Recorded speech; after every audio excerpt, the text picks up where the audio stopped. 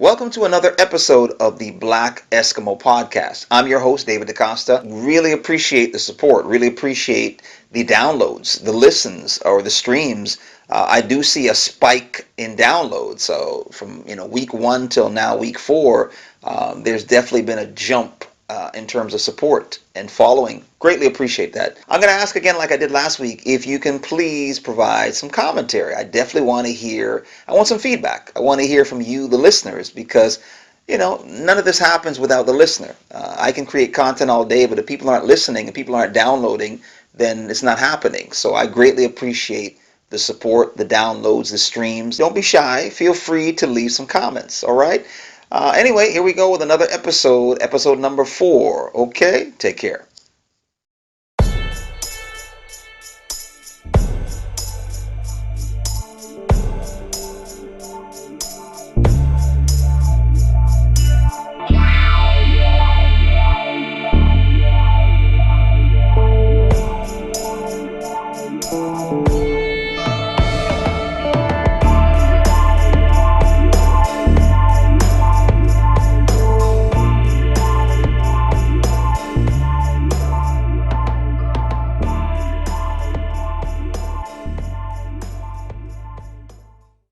The origin of the name, the Black Eskimo, goes back to childhood. I think back to 79, 80, 81, in that range there. There was a running joke out of America that Canada has winter all year round and that Canadians live in igloos. Now, if you know the history of the Inuit people in the Arctic region of Canada, who are also known as Eskimos, they lived in igloos. My response to that in regards to this particular name, the Black Eskimo, is that if I'm black and I'm Canadian, born and raised, then I must be a Black Eskimo. The first show on CHRY that I really got into, that really made my broadcasting debut, was a show called The Hip Hop Diary. That show was hosted by a couple of guys, Daddy Rock and his partner Patty P. It was an evening program. I believe it was like 6 to 8. Anyway, I used to listen, and I called in one day and I said, hey, I would love to come on the show and discuss the music. So we had a couple conversations on the phone, and they said, sure, come on in. And I came in, I believe it was March of 1993. I did probably about 2 or 3 spots, or I appeared 2 or 3 times on the Hip Hop Diary. And then I kind of basically moved on. I moved on to other college radio stations. So we call them college radio stations in Toronto, but they're really university stations. So I did spots on CKLN, which was broadcasted out of Ryerson University. I did spots out of CIUT, which is broadcasted out of the University of Toronto. I eventually started a publication of my own, a hip-hop publication in 1994.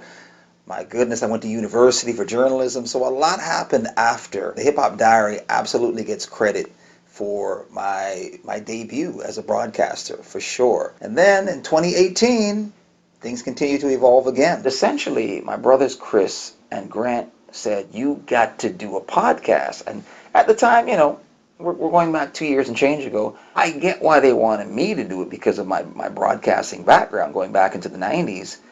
But I just didn't feel it. The bottom line is I actually ended up recording 2 episodes for the podcast. I recorded these episodes because I actually started to think maybe I will do a podcast. So in March of 2019, Culture Vultures was the inaugural episode. Wow, here we go. The inaugural episode of the Black Eskimo Podcast.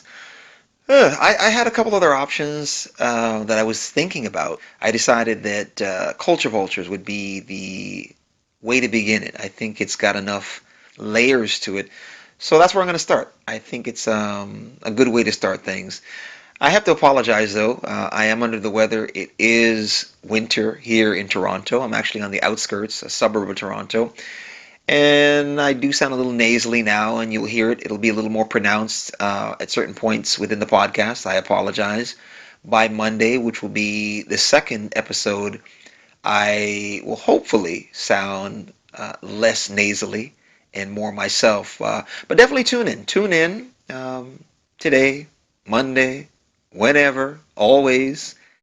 So Culture Vulture is definitely something that speaks to one's racial identity. It's something that has really surfaced in a pretty dramatic way last year as it pertains to white individuals, namely involved in the hip-hop space. It started off from commentary, eased into interviews, and then it became so much about reviewing films and festivals and things of that nature, that when that dried up after March of 2020, I said, I don't know if I want to do this anymore.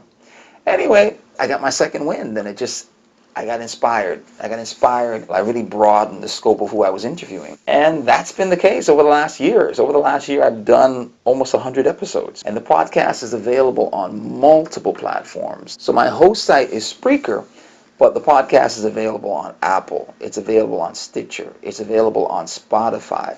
It's available on Tunein. So very popular platforms. I've interviewed people from Africa, Central America, South America, America, obviously here in Canada. But the Black Eskimo Podcast, it's had a very interesting birth, and it's continued to grow and expand and flourish.